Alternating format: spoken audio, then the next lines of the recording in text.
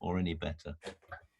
I think my own perception is that with so many road closures through broadband and water mains and everything else, that traffic coming from the Burnham direction turns off at the Hugh Sexy School and finds its way through to Mudgely in a way that it probably finds easier than it does going through the village and up Billings Hill and around that way. So I can't, once they've been diverted that way, they can see that that's not a bad way to go, although it's very narrow in places. I can name you many residents of the middle of the village would be delighted if all the HGVs. I'm sure they would. I mean, I think the best we can do with these issues is if I can put it rightly, to share the pain. If we can't stop, if we stopped HGVs coming through the Wedmore, it would be fantastic for the middle of Wedmore, yeah. But it would be horrendous for people who lived on that road. So, yeah. Okay. Right. Thank you. Anything else? Yeah, David? Joe? Just a quick mention about the disabled parking bay. It was on the traffic order when we had the yellow lines put in. Right. And we had them all done, but we didn't get the disabled parking bay. Now, the disabled parking bay, from memory, it's either near the corner shop or it's across the road by the estate agent. Is that right? It's just round the corner from the corner shop, so yeah. It's on the borough. Up towards the toilets. Yeah. Yeah. So we do not have a disabled parking space. Well, you have a very faded one that isn't official. It doesn't have the 2-hour all right. Traffic. Well, just it's not an official one. And they were going to put the time limit on and make it into an official disabled bay. That would be my good friend Catherine Tyson, who's in charge of lines and paint. So when I chase her up on the yellow lines outside the village hall, I'll find out what's happened to the disabled parking spot. Thank you. Okay. Thank you, David. Anything else, David? Yes, please. Yes.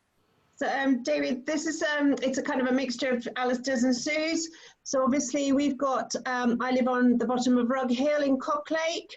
Oh. And as you go out on the B3151, they take the Cocklake turn up the Rug Hill, straight road, fast as you like, straight up Rug Hill. There's no speed limit.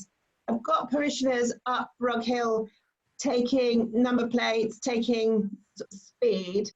It's mainly because it's these extra large tractors and agricultural vehicles, and a lot of people on their mobile phones while they're doing it, these young lads.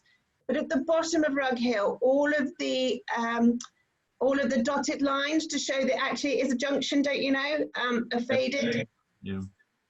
So you can hardly see them because of all the work, because it's right there that GigaClear worked, it's right there that the water worked, it's right there that True Speed worked. So they're all very faded. This is where it joins the main road, is it? It is, yeah, just at the bottom there by the old post office. All right. Well, again, that's a paint job. I'll sort that for you. That's very kind. Thank you. Okay. Yeah. Anything else for David? No. Thank you. Sorry, Glenys, I'm back online now. Thank you. And I'm recording the meeting, but I've missed the start of it. Sorry. That's okay. Welcome back. Thank you. Right. So item 3. David, do you want to go or stay? No, I'll just leave you to it, Chairman. Thank you very much indeed. Okay. Well, thank you. Thank you for coming. Item 3. Well, it's to welcome our new councillors, Babs and David. Well, you've had 20 minutes now, so I mean, if you decide you don't like us after the first 20 minutes, I can quite understand with no clock and all the rest of it. But anyway, welcome, Barbara, Babs, and David. We can't sign the register that you have to sign tonight because obviously we're doing it over the internet. So at some point, if councillors are happy that Babs and David sign the register acceptance, I think it's called. Is everybody happy with that? They have to sign it another day. But anyway, Babs and David, we hope you enjoy being on the Parish Council and get involved with lots of things, and we look forward to working with you. Thank you. I'm hoping that you're still there after 20 minutes. Well, it's been a busy couple of weeks already for me. So Yeah. with Joe and I saw Steve the other day as well, and Sean. So yeah, enjoying it, loving it. Good, thank you. Welcome aboard. Right, item 4, to record any declarations of interest. Do we have any declarations? None reported. Nothing, okay.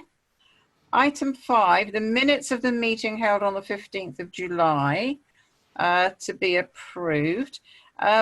Before we do sign the minutes, one thing that I think should be changed is that I think it was item 13 on the minutes. It does say the SIL money being spent within 3 years. And actually, the SIL money, we've got 5 years to spend that SIL money. So I have changed that, Madam Chairman. So can we actually change that? Thank you. I think Sean Thurrigan wants to mention something. Sean, you wanted to say? Yeah, just on the minutes there, item 15, several members mentioned footpath issues and damaged vandalised styles, which should be reported to the County Footpaths Officer, Chris East. Well, Chris is quite busy, and I think the process is actually you go to the definitive map and then you log it on there, because that's what he would do anyway. Him just getting emails like that, he's spoken to me, so it's best if it goes that's where everybody sees it and it's logged. I mean, I can send that information on a tutorial. It's only 2.5 minutes on YouTube showing you how to do it, which they've done to sort of help people to do it that way. You might get lost in emails if it goes to Chris East. So there's Martin Cooper and Chris East. Everybody sees it, the Rights Away team, through that channel. Just to let you know, rather than people then emailing Kristen. And the other one is just a question there, Rodney. The refurbished heritage finger post at Sand, is that really £2,408? Yes, it is. It is. But we had £900 from the Somerset Heritage Trust as a donation towards it. Is that for one finger post? Yeah, but there were no finger posts left on it. It was just a post. Oh, I see. The signs branching off and make 2,000. Exactly. Yeah. So they had to make new arms for it. Oh, okay. Right. Thank you. Okay. Anything else on the minutes and matters arising? Okay. So everybody's happy that I sign the minutes when Roger's just changed that one date. Yeah. Okay. I'll bring them to you tomorrow. Thank you. Okay. Right. Public participation. We've got anyone that wants to speak this evening? No. Right. Item 8, to consider the draft taxi licensing policy for Sedgemoor District and to decide if comment is required. Madam Chairman, we get these every now and again. It's a licensing committee at Sedgemoor. I think Polly chairs it, actually. We don't normally make any comments, but it's up to the members, of course. Does anyone have any comments that they wish to make? No. I read some of it, and So did I. Yeah, right. Well, I haven't got any comments. If nobody else has, we'll just let that go. Let Sedgemoor deal with it. Yeah, let Sedgemoor deal with it. Okay. Item 9 is financial matters. Yeah, the accounts have been checked by Joe King and Emily, and they do all add up. Good. The one thing that I would like to sort of look at is the water at the allotments. It does seem a lot of money that we're spending at the allotments for water, and maybe that needs to be sort of monitored or looked at as to how does this compare with previous years. I have had a look, Glenys. It's been going along at sort of more like 300 a year, and sometimes a lot less than that. But it's been a combination of all the allotments being let this year, plus a very dry spring. We had April, May, June, very dry. Since then, it's been sort of averagey, but the bill was actually from January to July. And I think we have to accept that could be the case from now on. You know, the climate is changing, it's getting drier, it's getting hotter, and we have a lot of people up there and they use hose pipes. So, you know, they're going to use a lot of water. This is why we got the borehole on the Green Initiatives list as well, isn't it? It is. It is. It's a way, I think it would pay back over 10 years because, you know, that's nearly £500 this year to July, or June or July. So, you know, we've got potentially another 6 months to go yet. I think we could easily have another bill for a couple of £100. So I think, you know, it is something that we do need to look at seriously. Okay. Can I ask, has anybody considered rainwater harvesting? For the sake? Yes, I have considered it, sure. Okay. But, we looked at the amount of water we use this year, and to connect a tenth of it, we'd need a tank as big as my living room. So I didn't think it was really feasible, because where would we store it? How would we store that amount of water? And wasn't there someone using a sprinkler, which I think Joe or Judy has had a word? Well, there have been people using sprinklers, yes, and we put the word around that that's not really on, and I haven't seen any recently, but it's certainly earlier in the season people were using sprinklers.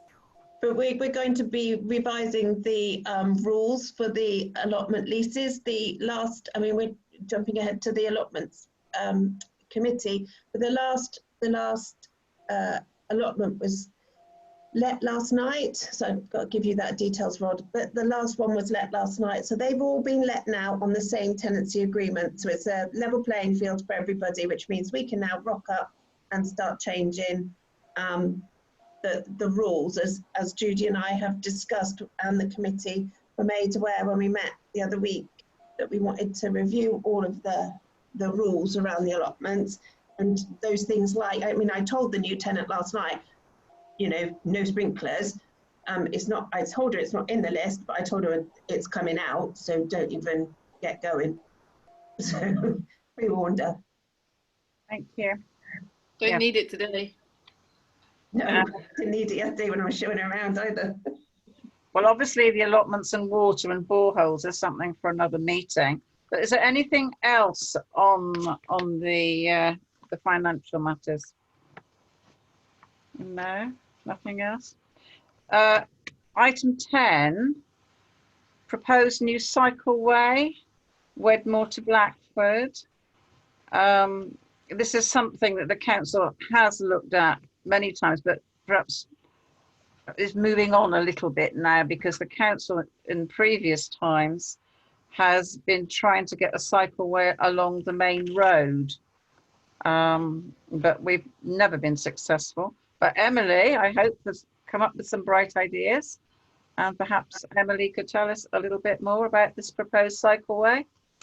Yeah, sure. So we wanted it to be added to the agenda tonight, just to find out whether the Parish Council would support an investigation into the feasibility of this project in a different way from how it has been looked at in the past. So I know that this is something that people have wanted and have looked at over many, many years. And we think that maybe now's the time's right to look at this again for several reasons.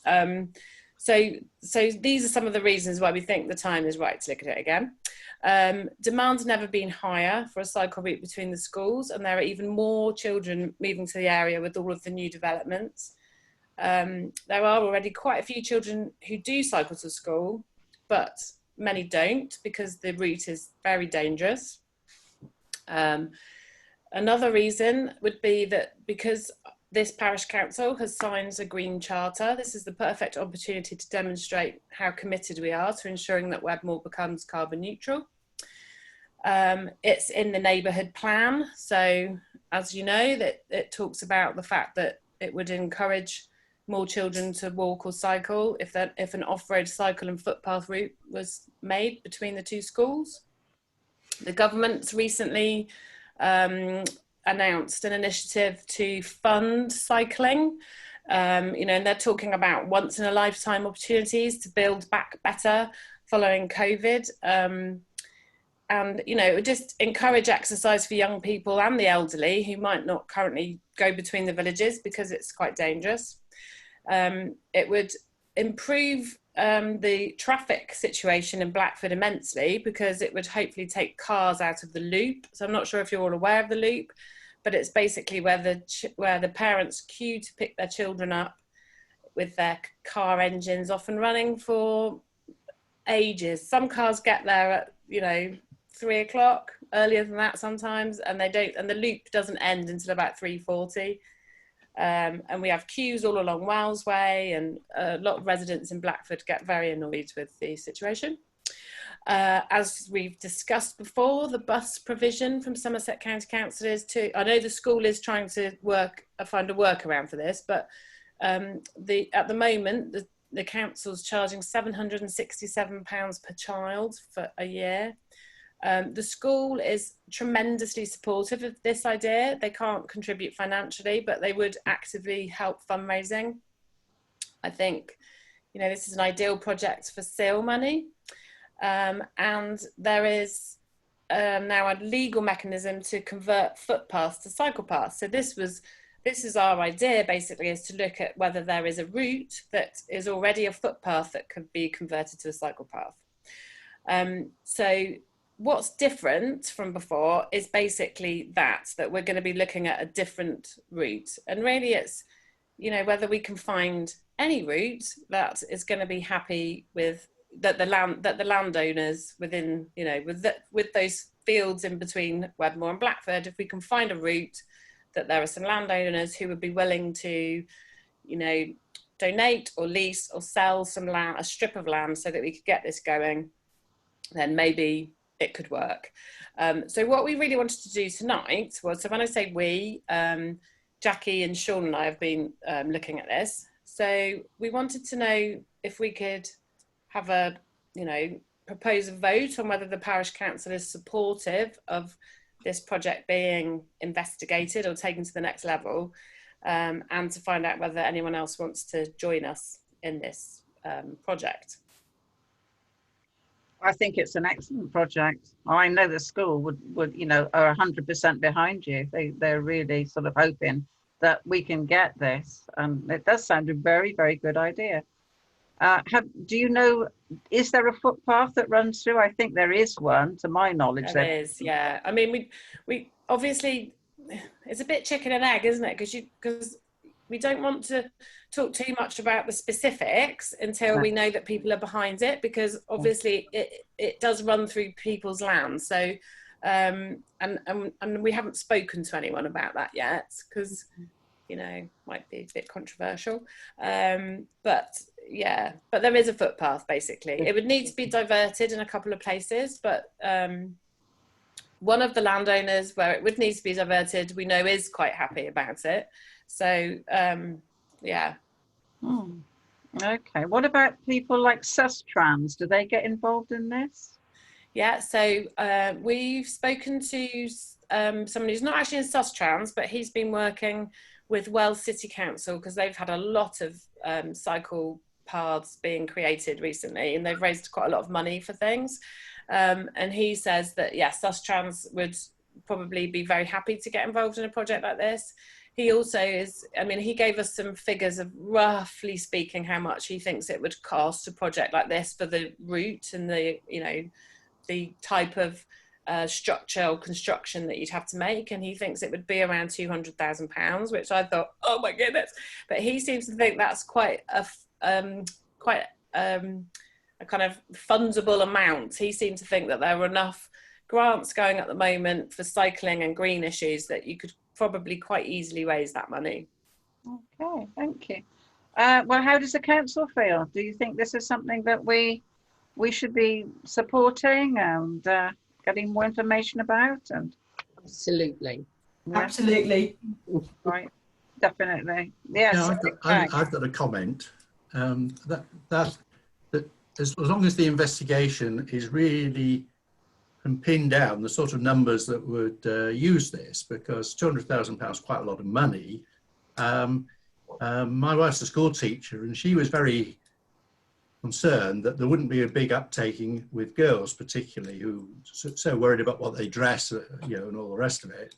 And then, of course, there's a question about bad weather and all those sorts of things. So if we're going to go in this direction, I would really love to see it happen, but I think we do need to be sure that the kids would actually use it. Yeah, and the numbers of children that would use it. Because we did at one point look at how many pupils actually cycled from Wedmore to Texas, and it wasn't many, but it wasn't many because of the route. And I'm sure that if we did have a decent route, then more children would use it. I think it's chicken and egg from that point of view, isn't it? Once they start to use it, then it will get used. I mean, it's not a very nice route as it is at the moment, and this would actually make it a shorter route than the existing route as well. And I think once people start to use it, and actually, it's a bit of fun riding to school with your mates, and you haven't got your mum on your back, and you haven't got to wait for your mum in the loop and all the rest of it at the end of the day, I think hopefully it will get more people to actually make use of it. And it's not just going to be for school kids. It means that people that live in Blackford will be able to cycle into Wedmore, have a drink without having to then cycle back down past the notorious farm in Blackford and all the muck on the roads without having to worry about it. It'll work both ways, and for kids to cycle to the first school. Okay, yes. So I mean, is the council, can we sort of propose that Jackie and Emily move on to the next stage and get some more information about this? I mean, I'll propose it that they get to the next stage. Yeah, I mean, there's obviously going to be a lot of consultation, a lot of work before we get anywhere near. But I mean, to certainly make a start on it, that would be super. So, have we got a proposer and a seconder, Rod? That we move on with this one? Yeah, Sue is proposing. Did I see Alistair seconding it? Yeah, well, I did as well. And Jack, right, thank you. Got lots of support there. That's lovely. Thank you. Thank you. So and if anyone else is interested in joining Jackie and Sean and I on this, then it'd be great. It'd be great to have representatives as well, I think, from the school and what else was I thinking? Oh, and we need to obviously get support from David, and so Sedgemoor and Somerset County Council, but anyone else within the Parish Council, that would be great. Emily, I'd happily join in. Yeah, I'd like to represent the older cyclist. I think that, if I would like an electric bike, but at the moment I think, what's the point? I can't cycle anywhere. It's horrendous round here. So I would love it. There you go. And I know the school will send representatives to support this as well. Sure. They've already agreed to that. Alistair said the bad weather might deter children from cycling. More cycling probably means the weather will improve, actually. Oh, really? Yeah, maybe in the long term, but Well, I was thinking about this morning. Yeah. We'll see. Anyway, thank you very, very much, Emily, and everybody that's been working on that. Moving on to the next one, number 11, the SIL group, update and suggested projects for the future. Alistair, over to you. Okay, well, thank you. I thought I would outline how I've got to where I am at the moment and where we go from here. So we've received some clarification in the last few days about exactly what SIL money can be spent on, which is largely on what I would call capital projects, but something where you put it, you create something new. There are some areas where what I would also call maintenance can be done, and the one that sticks in my mind is if you wanted to renovate the War Memorial, for example, that is one that would be allowable. So basically SIL, or Community Infrastructure Levy, is charged on developers, and the idea is that the developers help to pay for some of the pressure that they put on the local infrastructure. Now, traditionally, this has gone to the local district and county council, And on small projects, often that money is just pooled and spent somewhere, but not necessarily anywhere near here. So the SIL is a new arrangement, and the idea is to continue to do what the old system did, but a proportion of it comes towards addressing the local infrastructure. And I think optimistically they say, and to help promote growth. Well, I'm not sure that we wanted to be doing that. So the guidelines indicate that the public should be consulted on this, but in my view, the neighbourhood plan work, which only completed last year, involves so many consultations about the impact of proposed developments that we have a pretty good idea of what the public feel about this. And I've boiled them down to 3 particular areas. The impact of increased traffic, which is all the things: congestion, air quality, noise, parking, speed, pedestrian safety, and so on. So that was a major concern. Another area of concern was health and well-being, and particularly access to the GP surgery. Now, I know you've had presentations on that, and it's not an easy one to solve. And in a way, it doesn't look as if SIL is going to be particularly helpful in that regard. And then the third area was about sustainability, to reduce the car use, as we've been talking about, encouraging walking and cycling, electric car charging, more open space for recreation, and so on. So those are the 3 areas which seemed the neighbourhood plan points towards in what projects we might consider that would meet the public need. So during those consultations, one of the things that struck me was that most people came along and said, well, it's all very well you asking us what the problems are. We know we'll get the houses, but nothing else ever happens. We've had all these promises over the years, and somehow or other, they just don't ever come to anything. So I felt in the neighbourhood plan group that we ought to set down a couple of things that we feel should happen and ought to be deliverable through the SIL system. And the one that I'm referring to particularly is the pavement along Pilcorn Street, which has 2 quite unsafe gaps in it. And during the lockdown, we saw many, many people walking there, but of course, there wasn't much traffic at the time. So it's areas like that, I think, that we need to look at. And so I'm developing a long list of projects, and some have already been mentioned, which I intend to bring to the next meeting.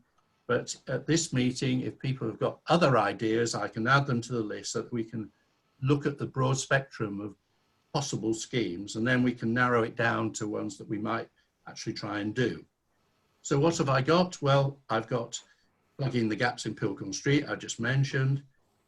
The Cheddar Road scheme, which we're hoping might go ahead, might be encouraged to go ahead if we offered to pay a contribution towards getting that scheme forward. So that's something we could talk to David Huxtable about. So could you just tell me, what is the Cheddar Road scheme? Yeah. Can you, as well, what is the Cheddar Road scheme? It's a scheme that was developed by Dennis Briaris after all the speed evaluation work he did. And it involves traffic calming measures to try and overcome 2 or 3 problems. One is reducing speed.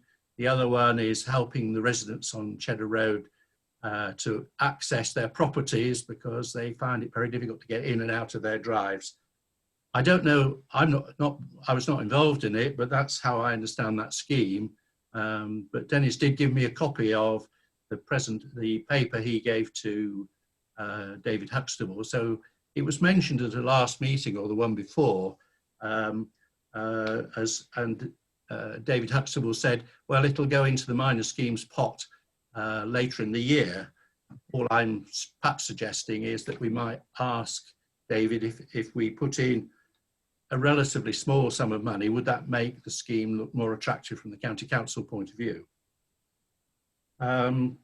So we've mentioned today the easing of the sharp corner at the top of Billings Hill. That was another one. Not all these are mine, by the way.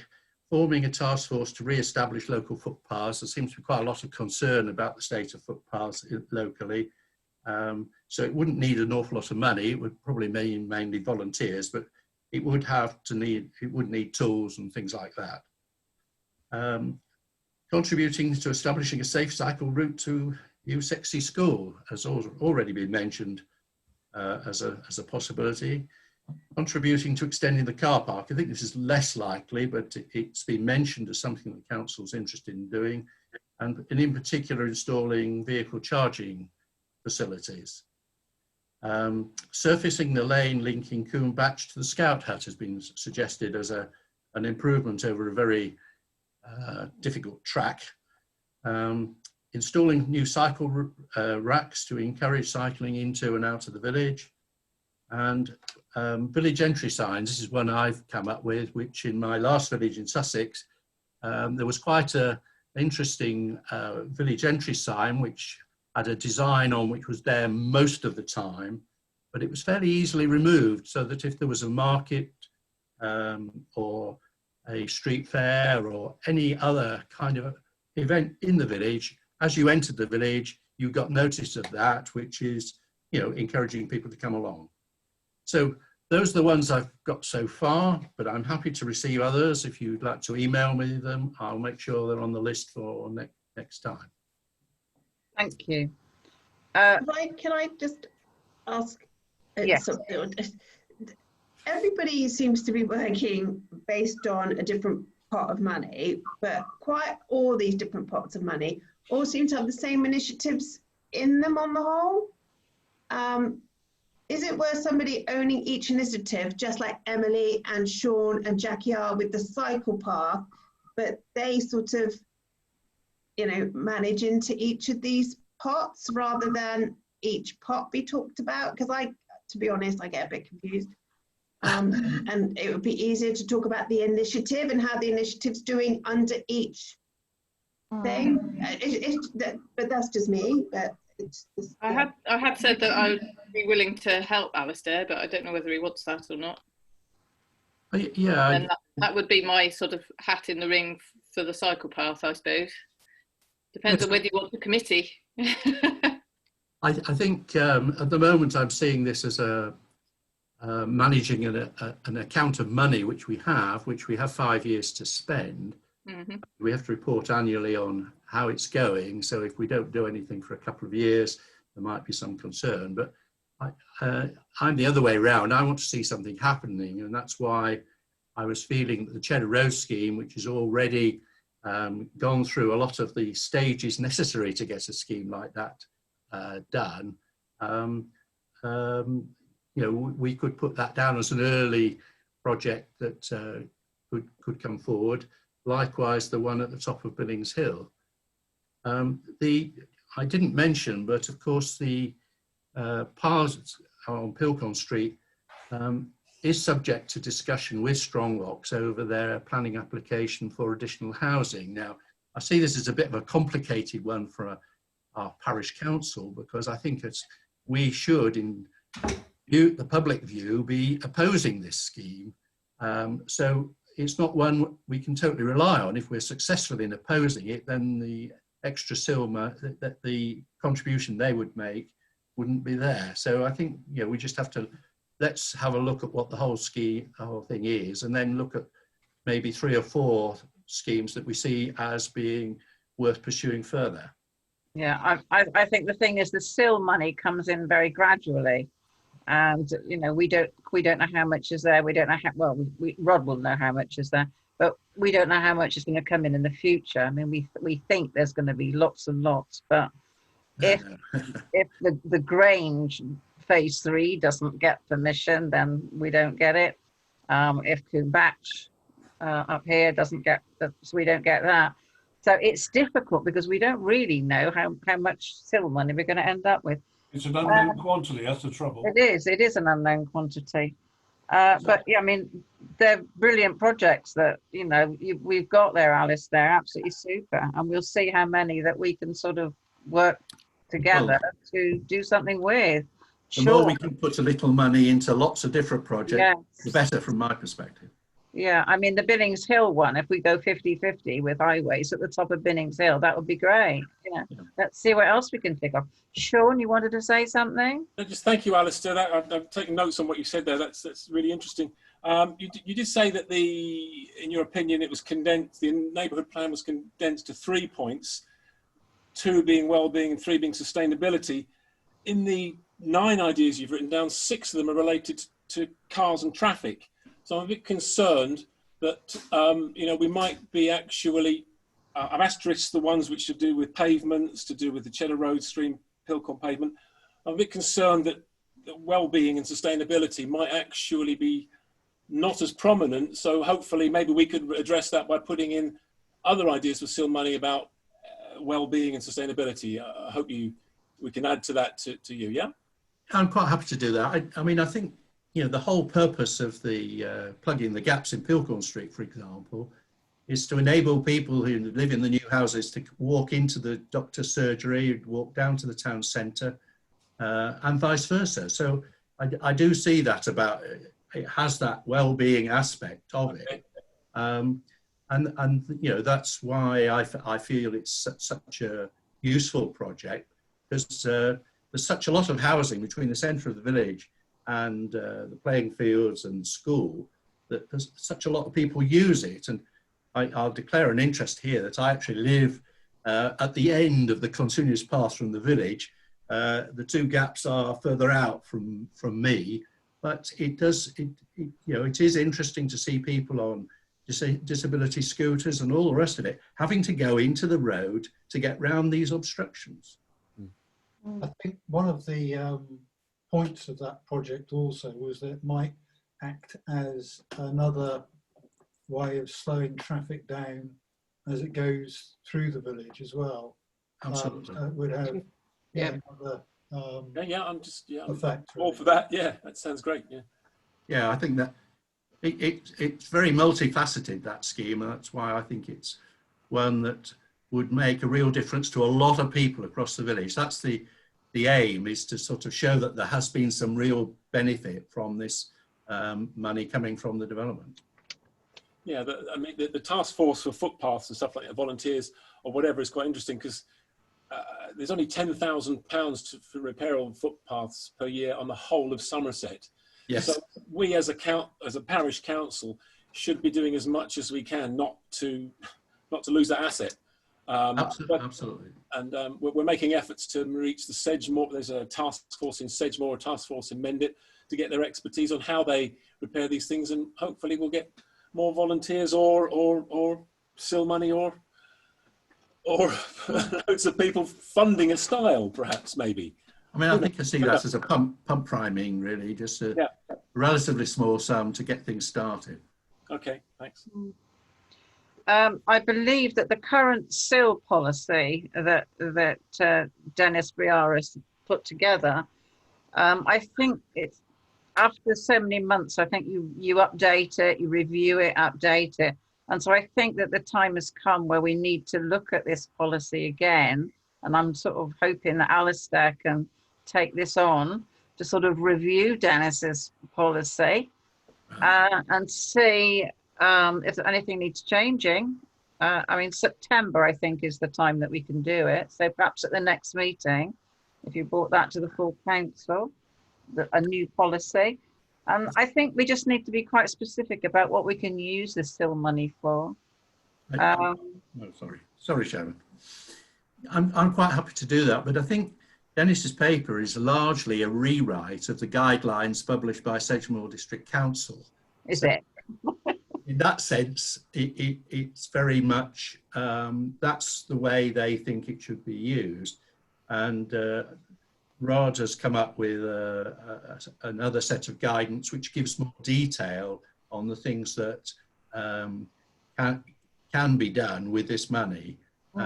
And so I will look at the point you're making, but I just wondered whether you were, there was another paper that Dennis had written, which some members seem to want to review, which was the one about grants, and I wondered if that was the one which was to come. Yes, that could be looked at as well. Yeah, I don't want to do that one. You don't want to do that one. Okay, right. Well, we'll look at that one. We'll think about that one again. If you could look at the SIL money, Okay, I'll do that. That would be super. And then perhaps at the next meeting we can sort of go a bit further with this. In the meantime, we might have got some costings for Billings Hill.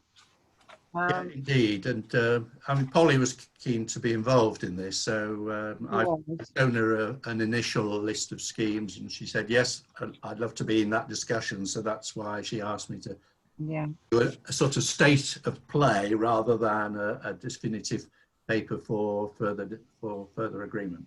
Okay, so if anybody's got any more ideas on SIL, please contact Alistair, send him some ideas. Now you know what we can spend the money on. That's great. Thank you. Thank you very, very much, Alistair. Okay.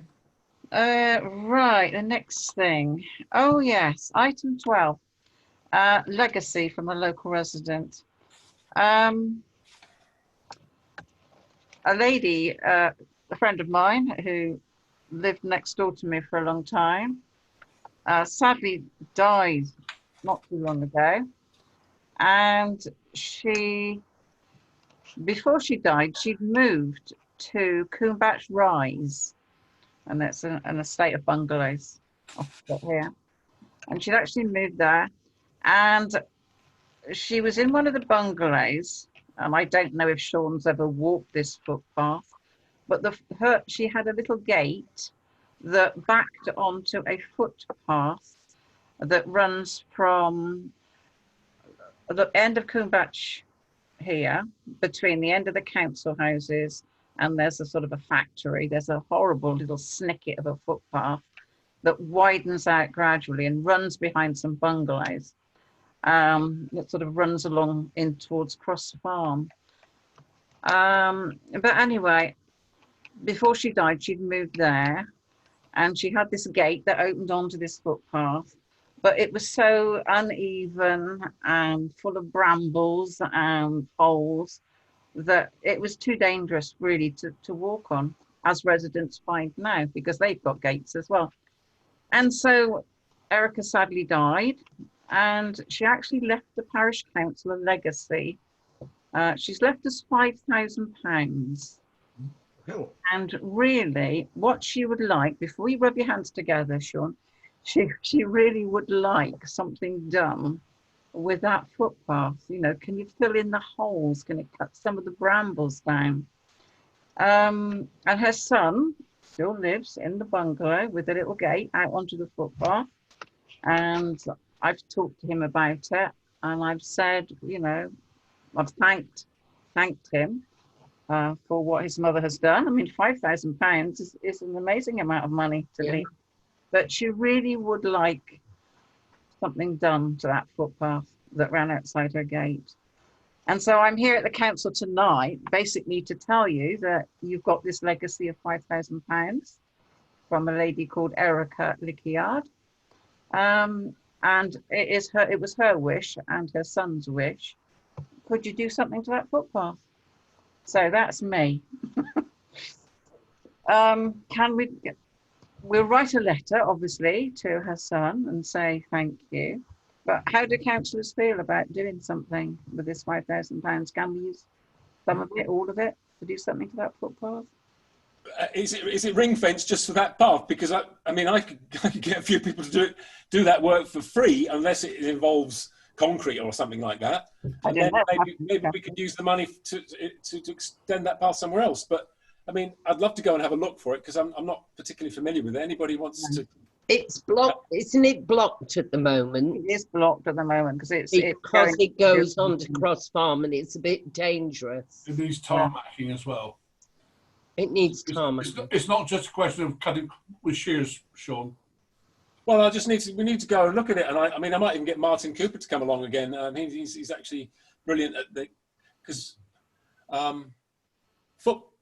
we are in charge. The council are in charge of the footpath or a metre width. Anything on either side of that is actually the responsibility of the landowners. and the furniture is responsibility of the landowners. But maybe we shouldn't go into a protracted thing about who has got to do it. If there's some money to do it, it would be fantastic to have a kissing gate meeting the requirements of people who can't hop over them and stuff like that. Yeah. I don't think you do. It's just, you know, if we could make a start and somebody go and look at it. Yeah. Could you go and look at it, Sean? As long as somebody holds my hand, because I can't pinpoint it in my mind where it is. Somebody else in the village knows where it is. I've walked it. I'll go and have a look at it. Will you? That would be nice, Judy. Thank you. You mean you're not inviting me? Come if you like. Okay, Judy, that's a date. Go together. I warn you that the first bit of it is very narrow. You have to go in single file. No holding hands. No holding hands. It's very, very narrow. Okay. All right. Thanks. So, Rod. Yeah. Could I ask you to write to Alexander, her son? Yeah. Right. And say that, you know, we hope to fulfill her wishes and do something to improve the footpath. Thank you. And maybe a few other footpaths as well. Fantastic. Yeah. Okay. Right. So that was the good news. Right. Issues and questions raised by councillors. I've got a question. I had a phone call from Rod on Saturday night because Rod had a phone call from somebody in Worthington Close to say that it looked as though there were travellers who were going to invade the village car park. So at 9:30 on Saturday night, my husband and I took a drive down to the village car park. We met a nice little group of villagers on the corner. We didn't say anything, they just let us drive past, and we drove into the car park and we found the village bus sitting in the middle, and there were two, I don't know, camper vans, very large mobile home type camper vans. So we thought, oh golly, what's this? You know, was it the advance party for a load of, you know, travellers or something to arrive in half an hour's time? So we got out of the car and we looked around the village bus to make it look as though we were actually doing something. So we sort of tried all the locks on the village bus, and two sort of burly guys came from these camper vans out to meet us and said, oh, have you had the phone call? What phone call, you know? So anyway, we had a conversation with these people and, you know, asked them what they were sort of doing there, because there's a bit, and they said, oh, you know, we've read the sign. And I said, well, yes, it does say, you know, that you can't actually stay here overnight. But so we'll be gone in the morning. We've driven from the north of England and we're heading to Cornwall. And we're just going to be here overnight. And so I thought, right, well, I'm not really prepared to argue with them. But, you know, it's a strange feeling when you do get a phone call at 9 o'clock at night. What do you do? There could have been a party of gypsies coming behind them. You read all about it in the papers. So anyway, I just thought that perhaps one day we ought to sort of think, what would we do if we were invaded by a party of travellers with their silver caravans? They'd left in the morning. Rod went to the car park at 9 o'clock the following morning and there was nobody there. But they weren't your normal holiday makers. And if you're driving from the north of England to Cornwall, why would you end up in a car park in the middle of Wedmore? It was very bizarre. But anyway, they left. They were very, you know, certainly they weren't ordinary holiday makers. Is there no height barrier on the car park then? They drove to the barrier and it lifted and they could drive in, you know, anybody can go in there. So I don't know. It was just a feeling that I had afterwards that, yeah, perhaps we ought to just have a few thoughts one day. So that was my question, really. It was just a statement more than anything. But we ought to think about it one day. What do we do if we get a lot of travellers arrive in our car park? Sean, have you got the ideas? No. You're on mute, Sean. You're mute, Sean. Yeah. We can't hear you, Sean. Can't hear you. Sorry. It wasn't in relation to that specific. It was another issue, so related to, I don't know, travellers or gypsies or Romanies, whatever you right term is. Nandin, can you tell me the name of the road? Sorry, I can't remember it. Is it Yeodrove that's in Field? Yeah. Goes north where there is 2 static homes. Is that called Yeomordrove?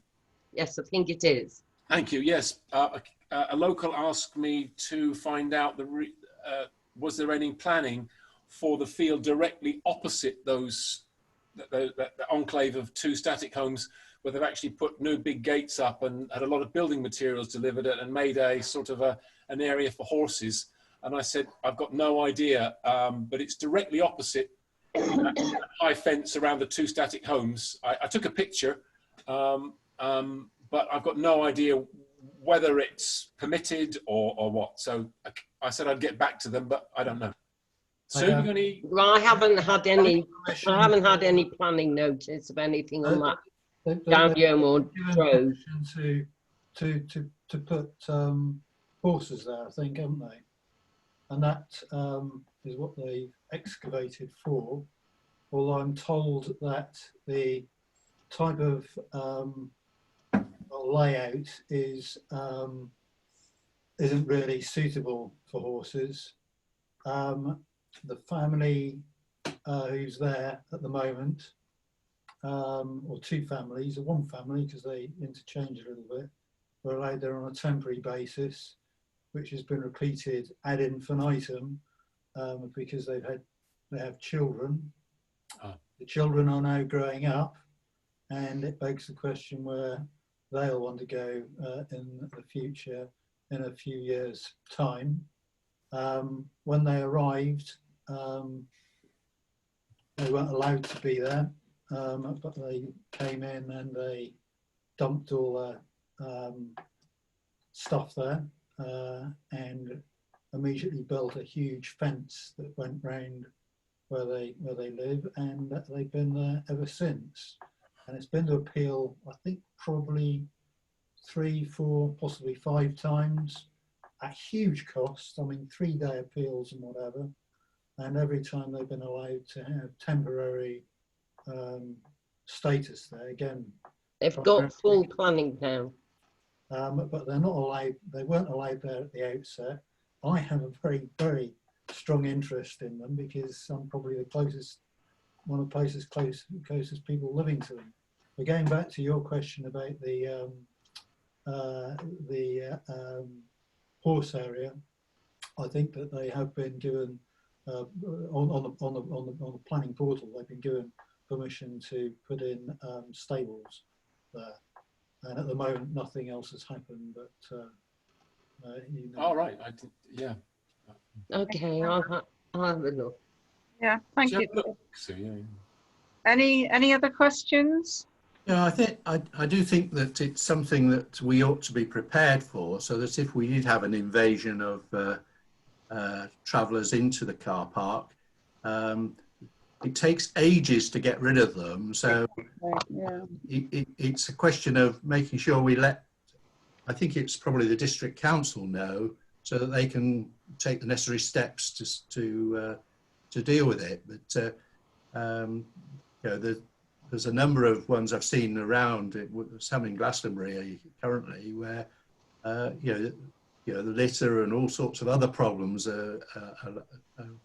surround this. So if we, at least if we know what we've got to do, we can start taking some action. Yeah, I don't know whether the police moved them on. I believe the residents had already rung the police, so the police may well have turned up and moved them on. I don't know.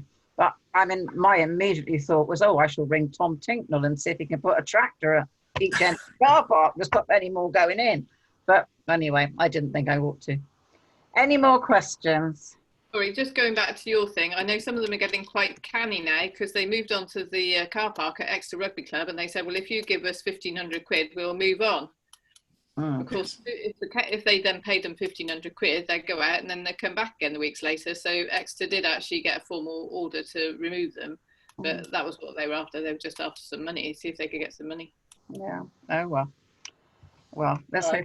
I think we need to be vigilant because there are 2 fields it's in Mendip, not in Sedgemoor, which are less than 2 miles from the field, which have travellers in it, and one of them's even applied with Wessex Water to put water in, and it would have had to have been tapped off Newtown.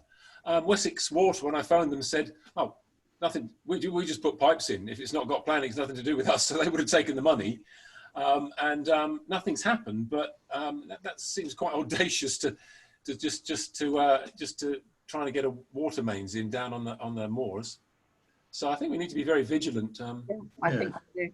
Anyway, any more questions? No. Can I move on then? Correspondence. Well, under correspondence. All been circulated, I think.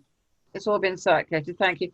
I think an email that Mr. Biaris and Mrs. Metters, Dennis and Suzanne, sent to most councillors. I think most of you have received this email from them. Well, their concerns are currently being addressed, and the findings will be reported back to the full council at the September meeting when Polly is back. So, you know, you have had this email, and don't think that it's just been shelved. It's being addressed, and Polly will be on the case as soon as she gets back, but it is being dealt with meanwhile. Okay. So I think that's correspondence. Now, committee reports. Cemetery. I went out there this week, and I don't know. I mean, Rod, I did mention to you the bench looks very tatty. I reported that today. Yeah, if we can get that bench sorted out. And we do have a little bit of the Himalayan balsam, or whatever it's called, has appeared again. So we'll get that sorted out very quickly. So that's all I can tell you about the cemetery. Otherwise, it looked quite reasonable. Facilities, allotments and footpaths. Have we got anything on that? Sean? No, it's Judy. Oh, Judy. I don't know, Joe. I think I'll hand over to Joe. Joe's just let the last allotment. We've already talked about the water. Joe, do you think there's anything else we need to mention? No, not. I mean, it's all looking amazing down there. Polly did get the. Polly did go and speak to Acorn, because we had a subcommittee via Zoom, and obviously then we also had an on-site meeting. But everyone's now got a new sign. One of the allotment holders lent us some wood. Jackie kindly put the signs together, and Jackie, David, Judy, and I believe there was some people there before I got there. I was late. Polly, I know, was there. We put the signs up, so if you go down there, all the plots are clearly marked. And Polly did speak to Acorn Developments regarding topping the lane, and that's the track that goes alongside the allotments. Once you get to the Scout Hut, some of the allotmenteers drive down to the bottom, so number 1 is the furthest away, and the camber of the track is like that, and it's covered in grass and people moan. Anyway, Polly sorted that out. Very good. I think what it probably is a good thing to say at this point as well is that we have had a couple of complaints about the access down Coombe Lane, about the pothole, well, the speed bumps and the potholes, and I just think we should bear that in mind with the amount of traffic that goes down there, the state of the lane. I'll just throw that one in. Yes, I got some ideas about that lane, Alistair, so I'll talk to you about them. But in terms of the allotments, and well, we haven't really done anything with amenities, because they, the ones in the centre of the village had been locked for the majority of this period. They are reopened now, aren't they, Rod? The loos? Yes, they are, yeah. Yeah, and the ones up at the playing fields are managed up there. We've had no complaints for either. Good. All right. Good. Thank you.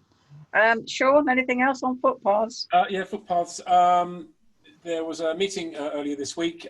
David Curley was there, as was Joe's husband, Richard, and his lovely daughter. Their lovely daughter, sorry, Joe. And it was to it was to discuss a bit more about how the liaison between what in the past was complaints came into the parish council, and then Polly walked past. We've actually, it being such a large parish council, we've agreed to split it into 4 areas with 4 sort of leads in each area. One for the 3 Cs, one Clewer, Cocklake, and the other one. Blackford, south to the Moor, as I call it, and Thiel. In the Isle of Wedmore News in September, there's an article written by me and Jackie Butterworth, Kathy. Kathy, beg your pardon, Kathy, looking at the benefits of greater use of footpaths for well-being and the fact that doctors can prescribe for it. So Bill Sutton said if you want to put in an article in relation to that each month, and anybody else can contribute to heritage paths or vigorous walks and that sort of thing. So we're trying to develop that. There will be later on adopt a path leaflets given out to most households, along with some further information about how to use a definitive map. Unfortunately, Isle of Wedmore News, if you're copying down a web link, it can be huge. So it's not appropriate. It has to maybe go on the isleofwedmore.net or whatever, .news or whatever it is, for people to see that. There is training provided by Somerset, and there seems to be renewed vigour in the rights of way. They don't have any more money, but certainly in terms of the promises from government to try and help Boris lose some weight by cycling or walking a bit more, with £2 billion. Some of that eventually, hopefully, is going to come to into Wedmore, or certainly going to raise awareness. And I hope to get lots of people emailing me in September who want to either just be the eyes and ears of a footpath, or actually want to help build one, which Somerset County Council provide training for that. So, and the state of the footpaths is not good, as it was mentioned in the minutes of the last meeting. So we'll do as much as we can on that, and more. Yeah, Sean. Yeah. Do you remember I sent you an email about the footpath on Mutton Lane, the gate that's been padlocked?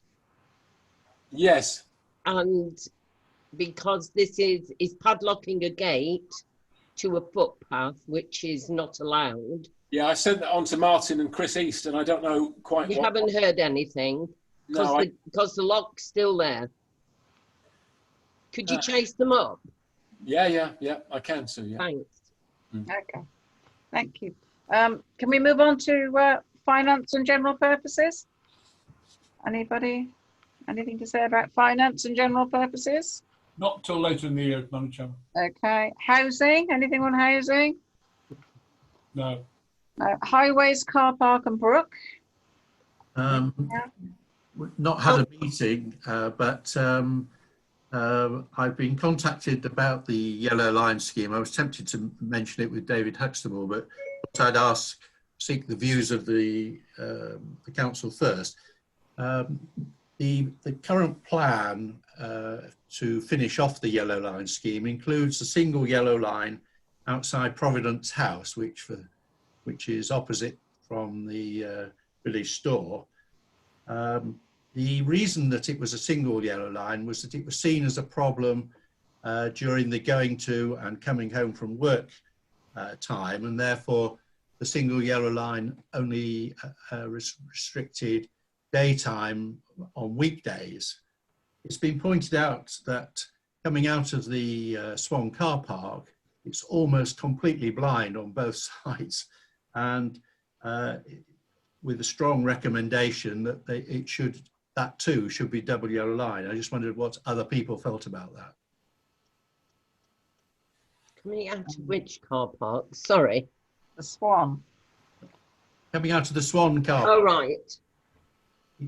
Because Providence House doesn't stick out, but it goes right up to the edge of the pavement. So if you get your front of your car to the edge of the pavement, you can't actually see anything particularly coming from the right. So the the person who suggested this felt that it should be a double yellow line instead of a single yellow line.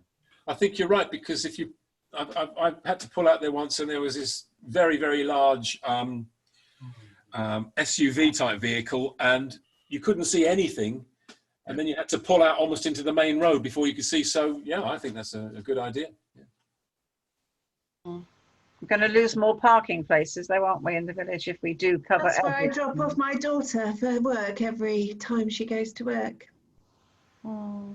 You can pull up there, stop briefly, she jumps out, and then she navigates the road, because it's a nightmare trying to go up to, up Church Street just to drop her to work in the shop.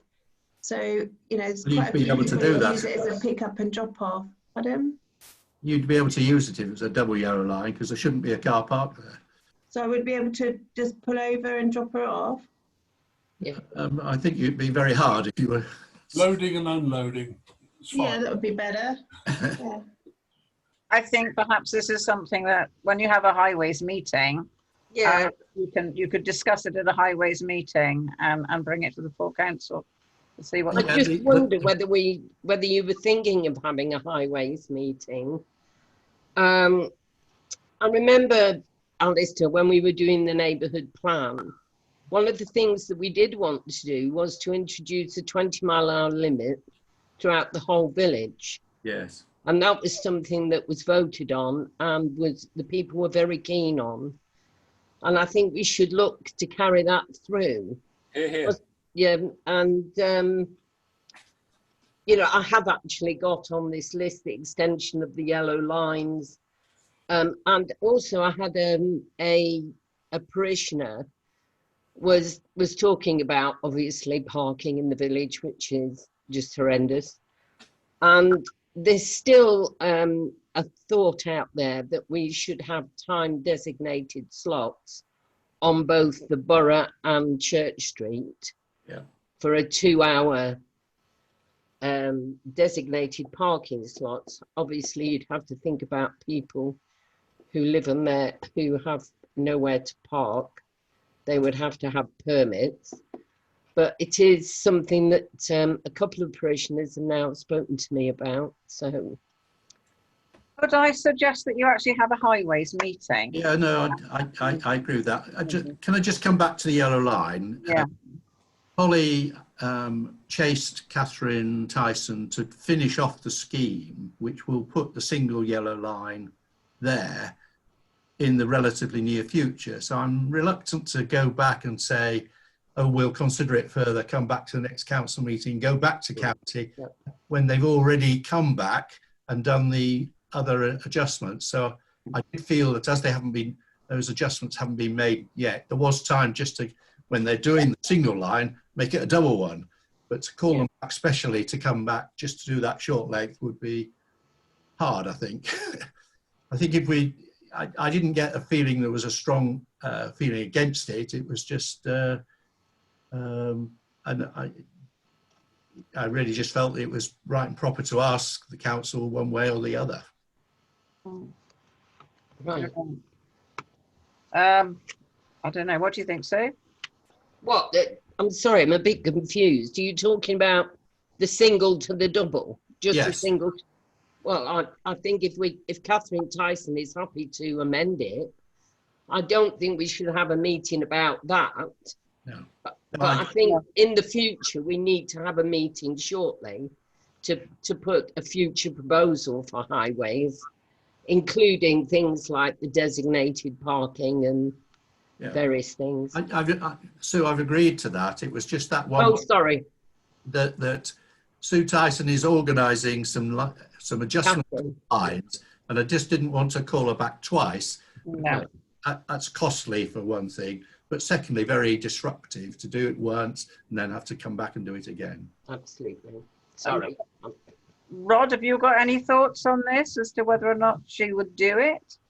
I just know that it means a lot of expense from their point of view, because it's another traffic order which has to go through the procedure. Okay, well, if that's the case, then obviously we'll just have to delay it for the time being, but at least I've tried. Yes. Yeah. Okay. Thank you. Yeah, thank you, Alistair. Anything else on highways, car park and brook? No. Can we move on to planning? Yes. Yes, planning. As we all know, we've got 2 rather controversial planning applications in at the moment. Well, I have managed to get the comments, the time for comments extended by 10 days on the Coombatch, Land on Coombatch site. So we have more time to get people to give their opinions. Would be really good if they could get them online onto the portal. That would be brilliant. And I am going to try also to do the same for Strongbox, because I think for major applications, we've got less than a month to think about this. You know, it's the holiday season. And so I'm going to try and get a longer delay on that, maybe 10 days to a fortnight, so that we can, you know, inform people of what's going on, and hopefully they can have their say.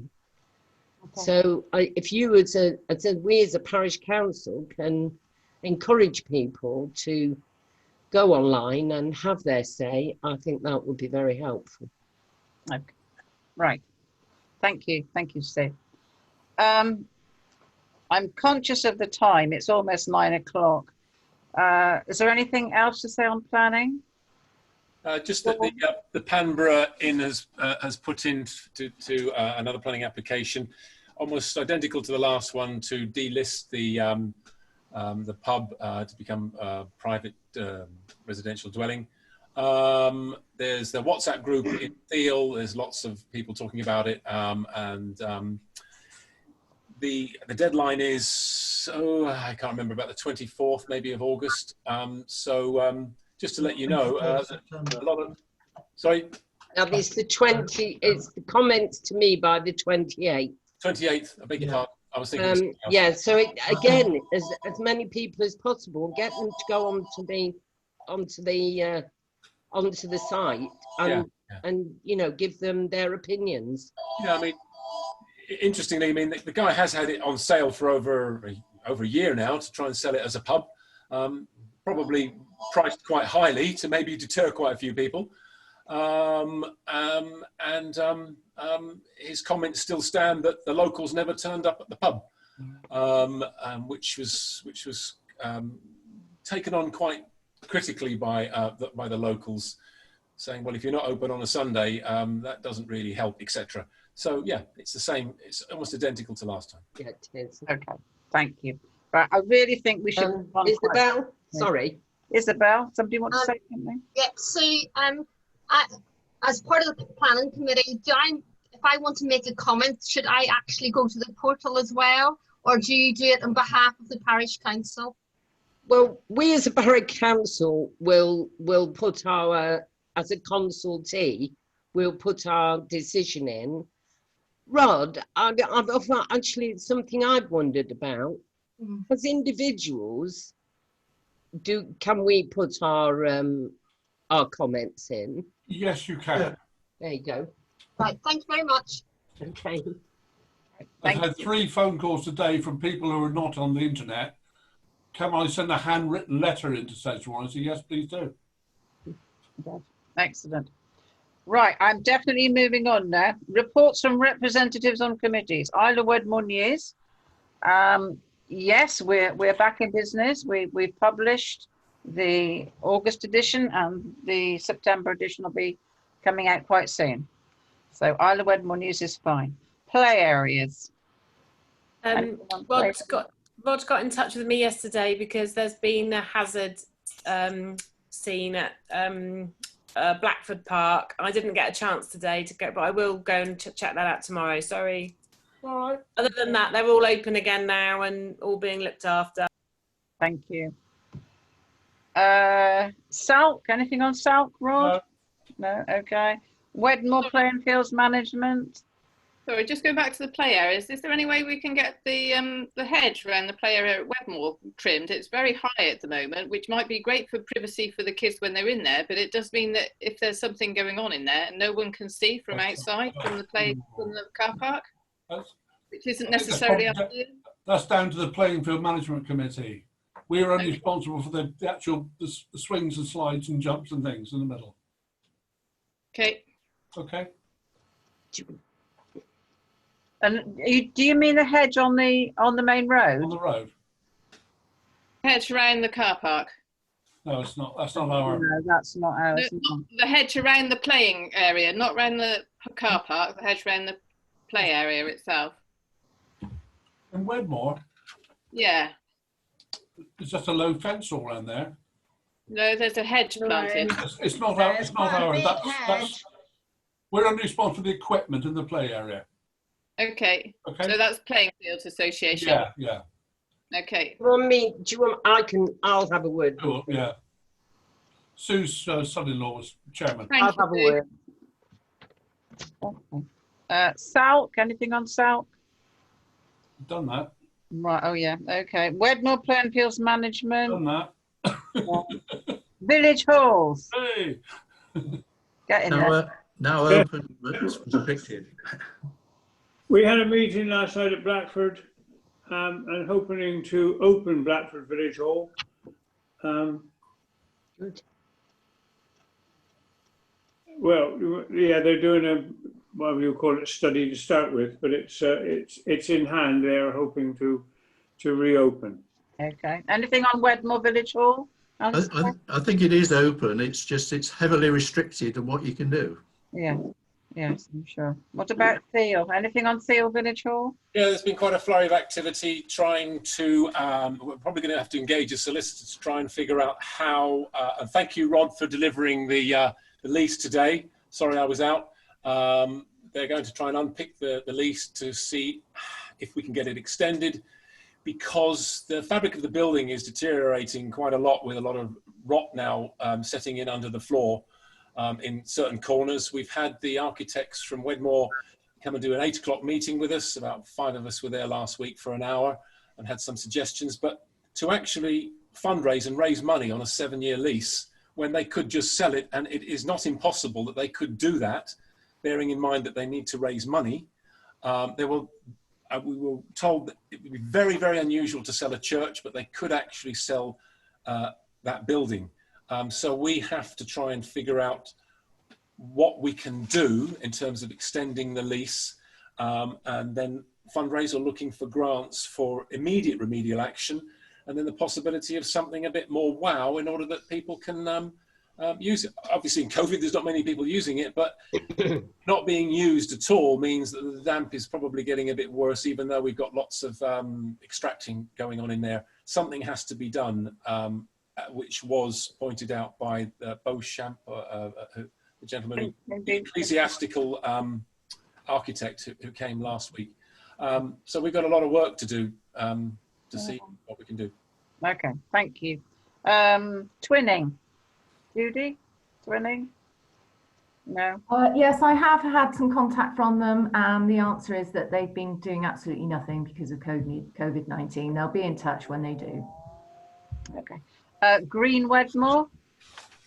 Just the minutes from the last meeting, truncated here, is the free cycle event that happened, the doorstep free cycling, was considered a success. Hopefully some of you got rid of some of your pre-loved stuff. There was one in September and October, and we have a poster goes out to say people just be conscious, don't leave it lying around forever, and it's common sense. For the first time ever, somebody else is doing litter picking in Wedmore other than the Green Group, although we're going to help them. A woman called Charlotte Monsoon is coordinating a national campaign for litter picking, and she's leading it. And we're going to help her, which is the other way around, which is great. And she's got lots of volunteers as well, so we're going to lend her some. She's my daughter. Pardon? She's my daughter. Well,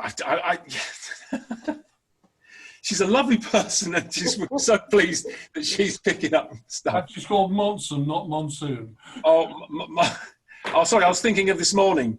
And it's arranged for the 20th of September, everyone.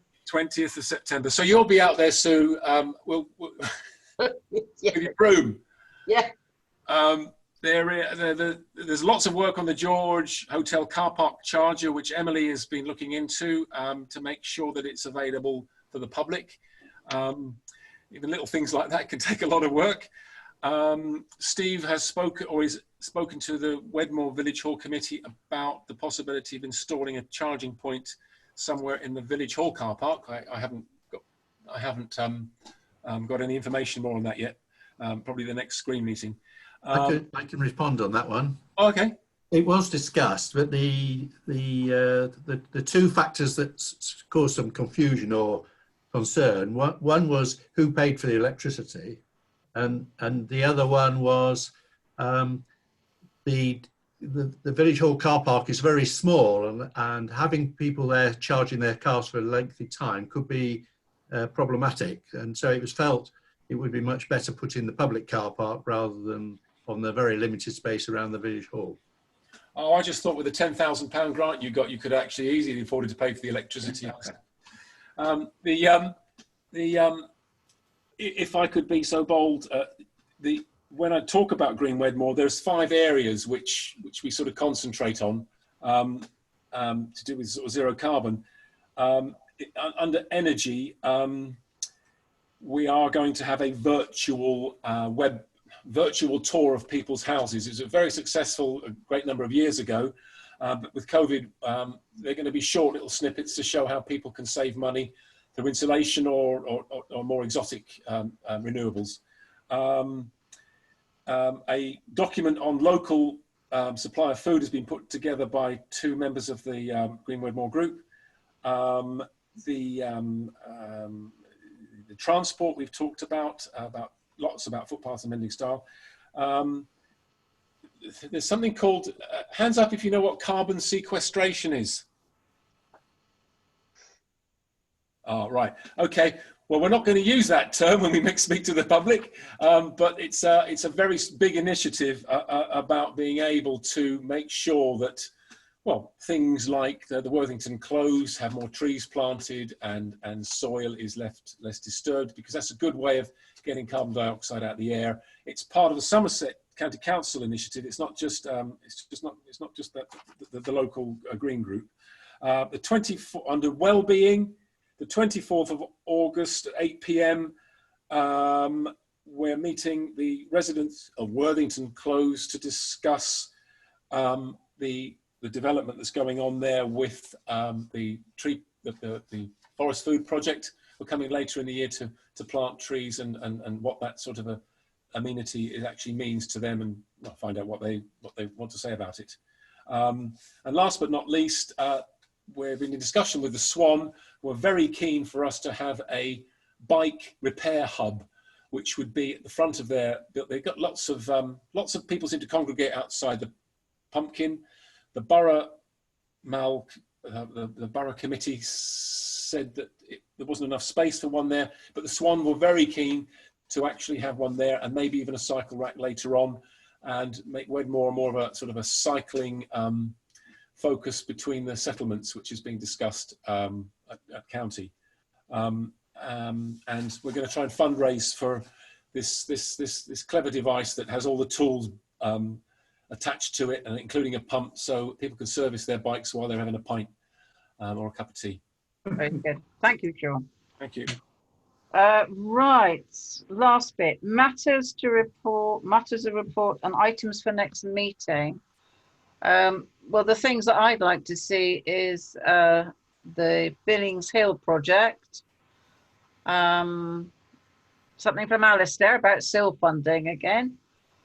And the follow-up, obviously, to Dennis and Suzanne's email that she sent to councillors. So that's the 3 things that will be on the agenda for the next meeting, as far as I'm concerned. I don't know if anybody else has got other things that they would like to put on the agenda.